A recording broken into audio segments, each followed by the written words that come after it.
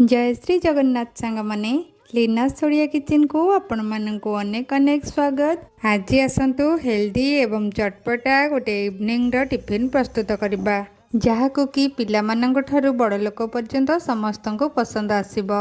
आपण माने कहउथिबे इ तो टिफिन कहूची हेले साग को कोन पे आनछि। हाँ आज्ञा आज मु ए पालंग सागरे आज टिफिन प्रस्तुत करिबी। आम बारी रे हेइथिबा ए पालंग सागरु किछि मु नै आसीछि भल भाबरे धोईकी गुंड गुंड करी काटी नेछि।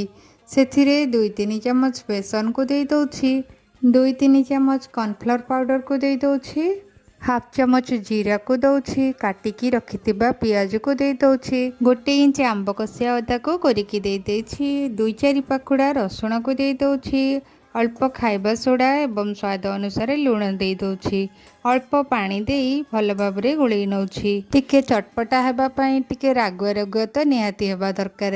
सेति पई कंचा लंका पकेइबाकू केबे भी भूलिबेनी। मु भूली जाइथिली पछरे पकेई देली। एही परी देखंतु बैटरटी प्रस्तुत होई गला। एबे आसंतु गैस ऑन करी कढ़ई गरम करबा, रिफाइन ऑयल को दे दबा। भल भाबरे गरम हे गला परे पालंगर बैटर को पकोड़ी साइज रो छोट छोट करी तेल रे पकेई दबा। गैस रो फ्लेम को टिके हाई रु कम रखिबा नहले पकोड़ी गुडी को पोड़ी जिवो। हल्का ब्राउन कलर हेई आसला परे पकोड़ी गुडी को उल्टेई दबा। आपण माने एही परी भाबरे पालंग पकोड़ी प्रस्तुत करी खांतु। किपरि लागुछि कमेंट रे जणांतु। बिल्कुल भी अधिक समय पकेकी रखिबेनी नचेत पोड़ी जिवो। एही परी अवस्था रे तेल रु छाणी नबा।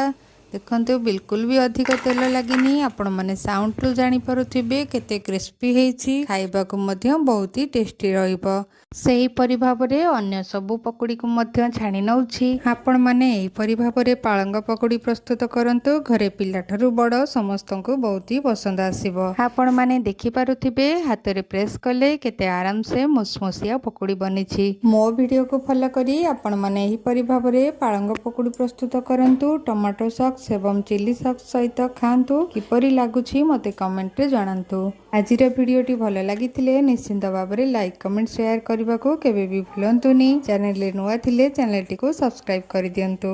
पुणी देखा हबो नेक्स्ट वीडियो रे। रहुछि जय श्री जगन्नाथ।